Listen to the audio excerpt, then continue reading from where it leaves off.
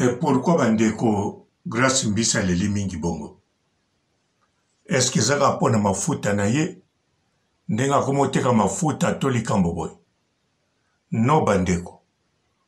En réalité, au grâce mbisa leli, même eza base, même eza base te, eza kaka ndenge moko. Ngana koloba na bino, eloko nini, likambo nini, elelisi grâce mbisi na modèle ya bongo. Mbote ba papa, ba mama, bandeko. Mbote barando na barandonete. Mbote batoyo balinga karando na ba oyo balinga karando te. Mbote ba jeune garçon na ba jeune fille. Mbote bana mike na ba bébé. Mbote ba Sainte Anuarite, Sainte Thérèse, Sainte Ingrid Kabongo. Bandeko boyoka lisusu grâce mbisi azotanga kombo ya Aya Kamora, la chanteuse? Non. Naskanisa depuis 2021 te 2022 oyo grâce mbisi asali succès impact, voire même depuis 2020 asali au moins 2 ans ya succès na kombo ya Aya Kamora. Nakanisa bolandaki même epai bayambaki ye moto batangaki comme adversaire ne na bandeko na biso mindele oya lobelaka bazwaki adversaire te mais oya tumbolaka Aya Kamora. Alors bandeko grâce mbisi bozoke lisusu azotanga kombo na ete. Ah oui, kombo wana akotanga ngo pe lisusu te. Pourquoi? Aya Kamora sikoyo abangisi ye penza. Grâce mbisi aza ya kobanga ya kusuka pa lapi. Nakanisa bomona Aya Kamora aloba n'émission komba grâce mbisi apesa pe grâce mbisi réponse. Or que Aya Kamora na niveau oyazali na ndenga yembaka. Bomona ki même chanteuse américaine yaki na abetaki Bercy asengaki babengile Aya Kamora. Chanteuse amunene. Alors sikoyo Aya Kamora soka loba na grâce mbisi apeki ye chance atika kombo na ye. Mais grâce mbisi a continué ki au contraire abotaki mapapu akanisi sikoyo akokoma na États-Unis. Or que Aya Kamora azaki na makambo mosusu ya ko résoudre ya kolanda. Siko eloko nini asali po grâce mbisi akanga munoko pe alela. Po grâce mbisi kolela wana po azangi Aya Kamora azangi moto akomatisa ye. Yango aleli. Yango akoseli kolela mafuta. Azana moto te oya komema ye na niveau oya ninga kokende. Akontaki mingi na Aya Kamora. Siko Aya Kamora kangisi ye munoko ndenge nini. Nakanisa bandeko bomonaki awawa Aya Kamora na mobali na ye jeno mwana mundele bayalaki na justice bakenda kosamba. Likambango mususu ango wana. Aya Kamora bagar na mobali na ye na kati ya ndaku babagare trop. Siko mutafundaki bango eza voisin. Ye mutabengaki mbila alakisaki babagar elekaka. Sikoyo babagar wana Aya Kamora yende mutaganyaka. Abetaka na ndenga kosakana te. Alors tango ake na justice abimi na faux compte batindeli grâce mbisi maloba okobetama pa ya ye moko Aya Kamora lukaka muta kofundela soki nani ndenge kaka betaka kope na ye.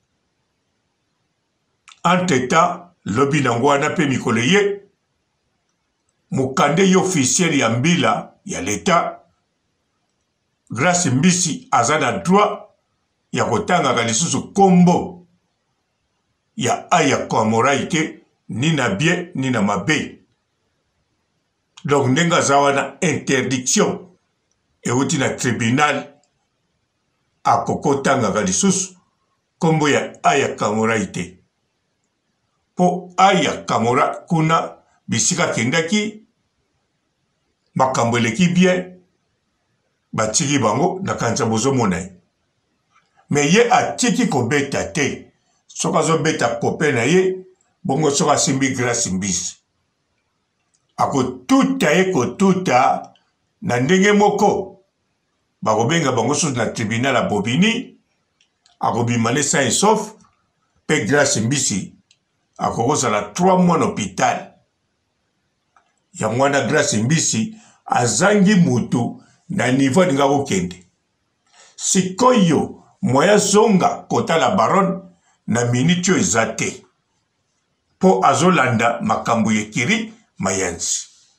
Azolanda bato beloyo baza kotake la baronne. Siko ye akokolinga te asangana na bato wana. Ya kolinga mokile vanda nie bonga bima ye moko contre la baronne. Degera asalaka boyebi yango bien. Ya mwana Grace Mbisi eloko kosale yate likambo yete aye kolela kia vivre na mafuta azosala mumbongo na ye abwaki pe keliki ba jeton na la baronne na kanisa bolandi malobango keliki jeton mais comité pas la baronne pour la baronne vraiment azana bisike bela ko craser yeka azotindela ina kanisa mais Grace Mbisi azangi mutu. Grace Mbisi kolela wana leli chance azui balobeli ye muke na basite yangwana nga pe na lobi te modèle balobi eza penza yango te eloko leli sie kaka kozanga Aya Kamura akotanga susu kombo na ite akokosele makambo te akende filme koto te esili ndenge aza wana 2023 fois lukeloko sika po mata bisika aza kokumisa na Instagram aza soki na soki combien de 1000 abonnés bana kutu nyonso baleka déjà na nombre bisika aza kokumisa na TikTok baleki kutu aza na liste ya ba leader ya TikTok te o nga nazolanda na TikTok nazoka kaka yabe Maria Tumba na Jenima na Karine Pandora nazoka 4 wana o bazotanga. Alors Grace Mbisi aza na place moko te o ya ko gérer pouvoir ne ya Grace Mbisi na 2023 soka kebite na 2023 azo risqué ba parquer côté bato succès côté ba influenceuse pour na 2023 ba influenceuse na ba influer belé bakobunga bakozala lisusu te bandeko bango bakobunga na volonté na bango te ata balobi ke na pemi me bakobungisa bango na ba o bazobima sika nga papa robona sala nini na pemi no kaka information. Bonjour fidèles internautes de www.elengiakomba TV. Bonjour, bonsoir, balandi nyonso ya Elengiakomba Congolaise TV. Belé partout dans le monde, partout où vous êtes, partout où vous êtes, Elengiakomba TV vraiment. Bonjour, bonsoir, on a abonné bafan nyonso ya Elengiakomba Congolais TV. Bonjour à mon boss, on a appelé ça vraiment un pandi. Bonjour à mon boss, JP Kiama. Je salue mon boss Balobi, boss des boss Babi, JP Kiama. Bonjour, la Elengiakomba Congolais TV vraiment. Ramon Zana, chaîne de ça qui topo, il y a pas de JP Kiama, et boss des boss, il y a un danger. Donc on va accepter le lazaki. Ya boss na biso JP Kiama nzamela ngai ba boss bazali ba boss bazali JP Kiama, le boss des boss. Napesi d'abord bonjour, tu es mbote belé, na mon boss JP Kiama, on a rosa insaote. Donc on a quoi les katesana, napesi mon boss JP Kiama, boss des boss. Bonjour fidèles internautes de www.elengiakomba TV. Bonjour, bonsoir, balandignon so, ya Elengiakomba. Congolaise TV. Belé, partout dans le monde, partout où vous êtes, partout où vous êtes, Elengiakomba TV, vraiment. Bonjour, bonsoir, na abonné, fan nyonso ya Elengiakomba Congolais TV. Bonjour à mon boss, on a appelé ça vraiment un pandi. Bonjour à mon boss, JP Kiama. Je salue mon boss Balobi, boss des boss, Babi JP Kiama.